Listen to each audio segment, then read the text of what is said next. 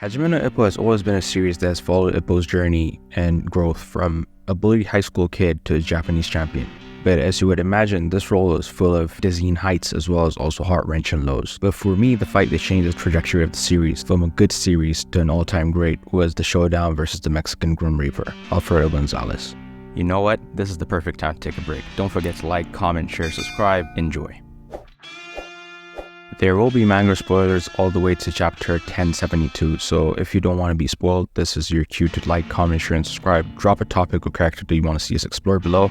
But on that note, when I thought of the fight that changed the series, I was of two minds, between the Alfredo fight and the Guevara fight. Both fights deserve a mention, but the Alfredo fight just edges it for me in my opinion, as it set off a chain of dominoes that led to the Ippo that we see in the manga that we have seen for the past 300-400 chapters. But to fully appreciate the fight, you have to look at the context surrounding the fight in both the world of Hajime no Ippo as well as also us the viewers.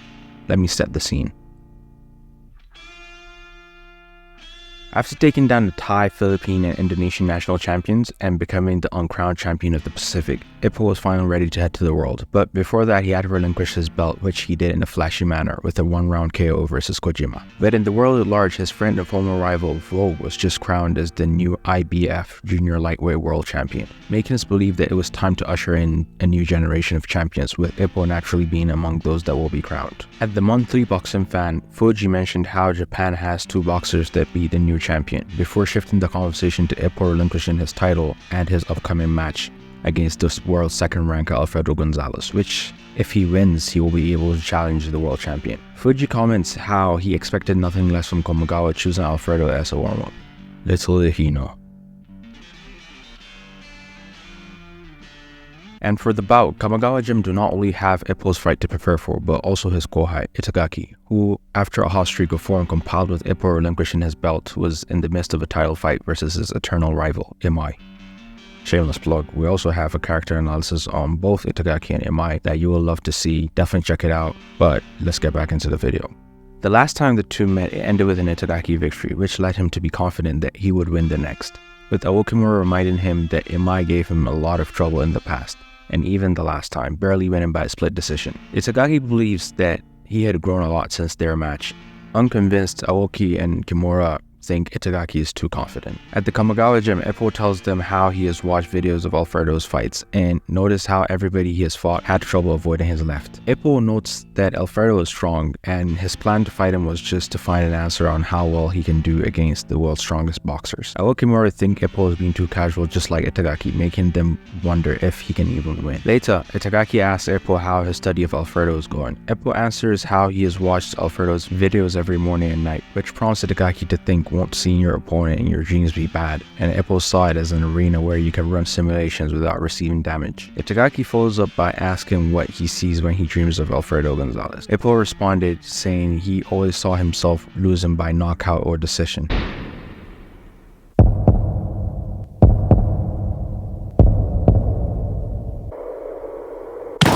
Alfredo calls Ricardo and asks him for a second rematch if he can beat Ippo. However, Ricardo does not recall who Ippo is. Alfredo claims that he will just get ranked first and request a title match then. Bill reminds Ricardo that the boxer Alfredo was talking about was the Japanese champion with the peekaboo style. Ricardo remembers him as the boy with the Dempsey roll, wishing that he had remembered before and warned Alfredo to be careful. In Mexico, Alfredo remembers how he saw Ricardo defeat a strong challenger he faced head-on, and was amazed when Ricardo told everyone after the match that he wants the boys of the nation to not forget what machismo is. Ricardo's words struck him as something an Aztec god would say, and ever since that day he has been his goal.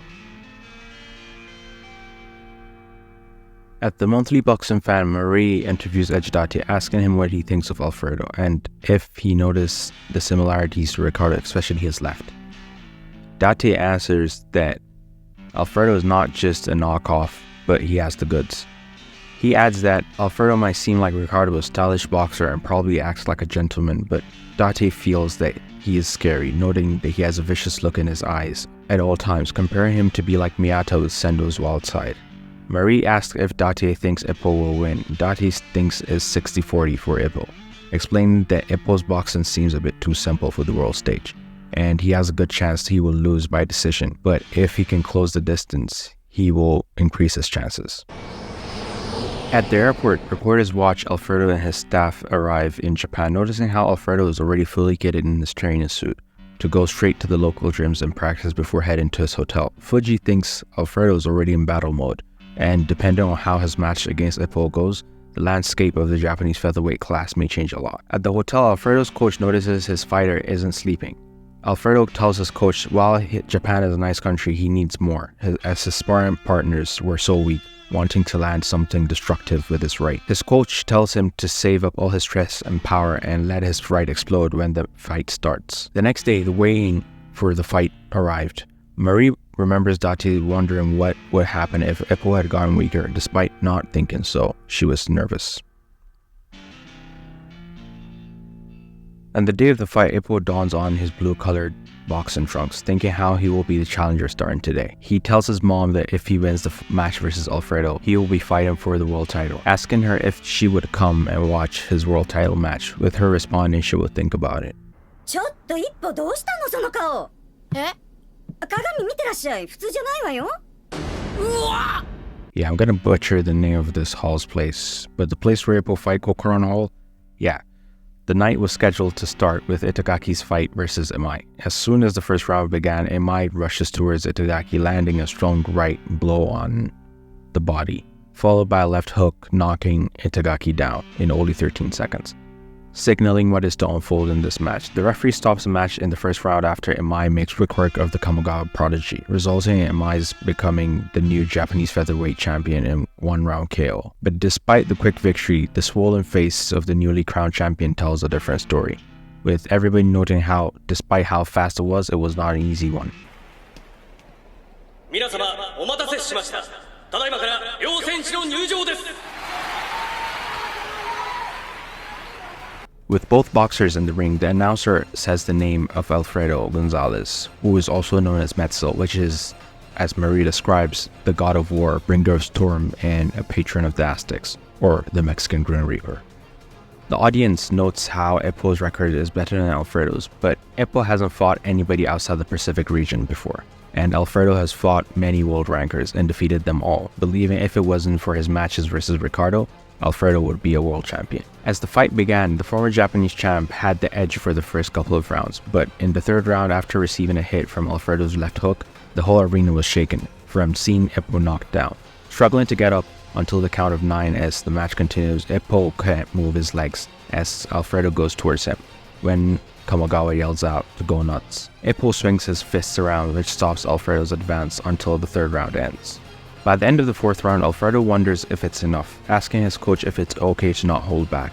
And in the fifth round, we are introduced to his original fighting style, not the copied Ricardo Gentleman style, but the Metzel mode, a ruthless boxing style born from a man who used his fists to survive on the streets. Even at this point, we, as the readers, saw it as a typical extreme diff night for Ippo, similar to his fight versus Wally or every other fight. We will be punished, but Ippo would secure his victory at the end. But in the seventh round, Ippo throws a straight, with Ricardo also throwing a straight of his own. Ippo goes down, leaving the audience silent as Kamigawa watches in horror. The referee ends the fight in Alfredo's victory. For me, this was the fight that destroyed our image of Ippo's invincibility, as we all thought that, similar to him winning the Japanese belt, he would not lose until he at least come face to face with Ricardo. But it was not meant to be. But yeah, let us know if you think this is the fight, or if you have a different fight that you think is a more defining moment in the series. Drop it down in the comments below.